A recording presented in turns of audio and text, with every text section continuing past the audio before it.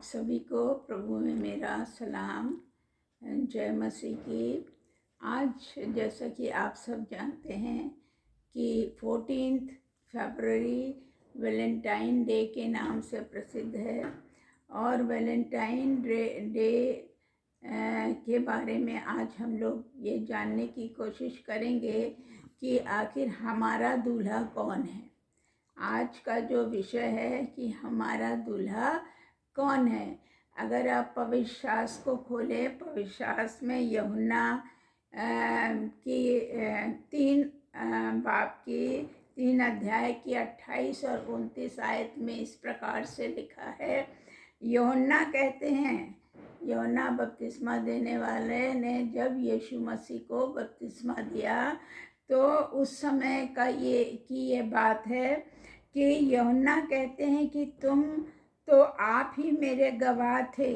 जो लोग वहाँ पर एकत्रित थे उनको संबोधित करके वो कह रहे हैं कि तुम तो मेरे गवाह थे कि मैंने कहा कि मैं मसीह नहीं हूँ, क्योंकि लोग उसको कहने लगे वो यीशु के नाम से लोगों के लिए प्रार्थना करता था और लोग चंगे हो जाते थे और दुष्ट आत्माएं भी निकलती थी।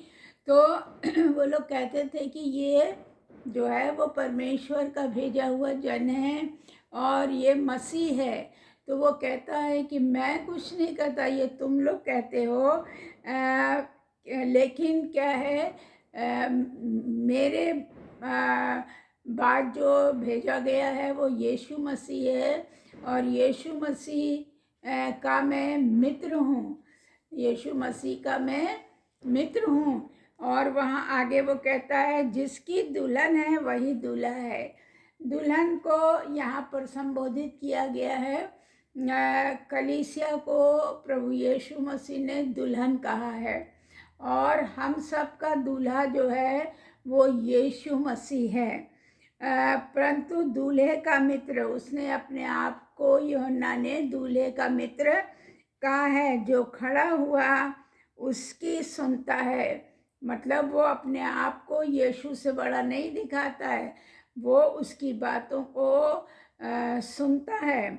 दूल्हे के शब्द से बहुत हर्षित होता है और जब यीशु मसीह वचन देते हैं और बताते हैं और बातचीत करते हैं तो वो बहुत खुश होता है यूहन्ना। और अब मेरा ये हर्ष पूरा, उसने कहा कि यीशु के आने के बाद मेरा ये हर्ष जो है वो पूरा हुआ। मेरी खुशी, मेरा आनंद, खुशी हुई मुझे और मेरा मन हर्षित हुआ। अगर आप मत्ती का निकालें तो वहाँ पर आपको एक प्रभु के बारे में कि किस कहा गया है कि 10 कुंवारियाँ थीं और 10 कुंवारियाँ जो हैं वो अपनी अपनी मशालें लेके दूल्हे से मिलने के लिए निकली। और क्या हुआ कि जब वो लोग वहाँ पर दूल्हे को आने में देर हो रही थी तो वो लोग क्या करने लगी, ऊँघने सी लगी और अचानक शोर हुआ कि दूल्हा आ रहा है, दूल्हा आ रहा है। तो उन लोगों ने अपनी अपनी मशालों को उठाया, लेकिन क्या था, जो 5 कुंवारियाँ थीं उनकी मशालें जो थीं वो बुझ सी रही थी क्योंकि उसमें तेल नहीं था। तो उन्होंने क्या किया, उन अन्य 5 जो थीं उनसे कहा कि अपने में से हमको थोड़ा तेल दे दो। उन्होंने कहा कि नहीं, हमारे पास तो उतना ही है कि मैं दूल्हे के आने के इंतज़ार तक ये हो और ऐसा ना हो कि दूल्हा आ जाए और हमारी मशालें जलती ना मिले। तो वो लोग जब देखी नहीं मिल रहा है तो वो लोग बाज़ार गईं और वहाँ से उन्होंने तेल ख़रीदा और उसके बाद तेल अपनी मशालों में डालकर वो आई। और जब तक वो पहुँची तब तक क्या था, दूल्हा जो आ चुका था। इन लोगों को देर हो गई थी अपने तेल के प्रबंध में और दूल्हा जो था वो अपने उस द्वार के भीतर चला गया था। उसके साथ साथ जिन 5 कुमारियों के पास तेल था मशालों में, वो भी उनके साथ उसमें शामिल हुई। तो इस तरह से हम ये वचन हमें ये बताता है कि हमको सदैव परमेश्वर से मिलने को तैयार होना चाहिए, अपने दूल्हे से मिलने को हमेशा तैयार रहना चाहिए, क्योंकि पता नहीं परमेश्वर कब और किस समय आएगा, हम लोग नहीं जानते। लेकिन क्या है, हमें हमेशा तैयार रहना। और तैयारी हम कैसे करेंगे?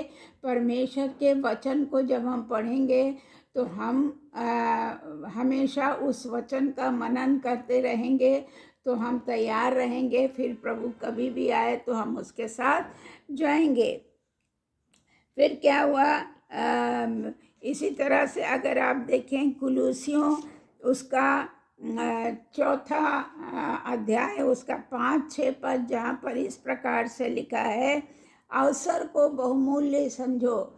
जैसे कि देखिए, आप इन 10 कुमारियों के ही बारे में देखें तो 5 तो बिल्कुल अवसर के लिए तैयार थी, लेकिन 5 जो थी उन्होंने तैयारी नहीं की थी। क्यों नहीं की थी? क्योंकि उनकी मशालों में तेल नहीं था, उनकी मशालें बुझ रही थी। तो ऐसा ना हो कि हम उस समय चेतें जब हमारा प्रभु यीशु मसीह आ जाए, तो हमको उनके आने से पहले अपने आप को तैयार करने की ज़रूरत है। और क्या है, समझ कर बाहर वालों के साथ बुद्धिमानी के साथ व्यवहार करना चाहिए। ये जो वैलेंटाइन डे है, इसमें हम लोग बहुत ये देखने को मिलता है कि लड़के लड़कियां आपस में इधर उधर मिलने का प्रयास करते हैं, और जब हम छिप कर कोई कार्य करते हैं तो वो पाप हो जाता है। तो हमें परमेश्वर के सम्मुख अपनी सारी बातों को रखना है। हम जिस किसी को, लड़का या लड़की आपस में जो भी हैं, अगर पसंद करते हैं तो हमें परमेश्वर के सामने प्रार्थना में उस बात को रखनी है, ताकि हम को जो परमेश्वर अगुवाई दे वो हम करें। माता पिता के संज्ञान में लाने की आवश्यकता होती है। तो जब इस तरह से हम नहीं करते हैं तो हम पाप की ओर बढ़ जाते हैं। अगर हम इफिसियों देखें तो वहाँ 1:18 में लिखा है, पौलुस ने विश्वासियों के लिए प्रार्थना की कि तुम्हारे मन की आंखें ज्योतिर्मय हो, कि तुम जान लो कि उसके बुलाने से कैसी आशा होती है, और तुम्हारे मन की आंखें ज्योतिर्मय। मतलब पौलुस प्रार्थना कर रहा है हम सब के लिए कि हमारा मन की आंखें ज्योतिर्मय, मतलब जलती हुए दीपक के समान हो। हमेशा हम सचेत रहें, और सचेत रहकर ही हम अपने आप को तैयार कर सकते हैं वचन के अनुसार। क्यों? वचन को जब हम पढ़ते रहेंगे, उस पर मनन करते रहेंगे, और प्रेम, परमेश्वर ने देखिए हमसे प्रेम हम लोगों से पहले किया।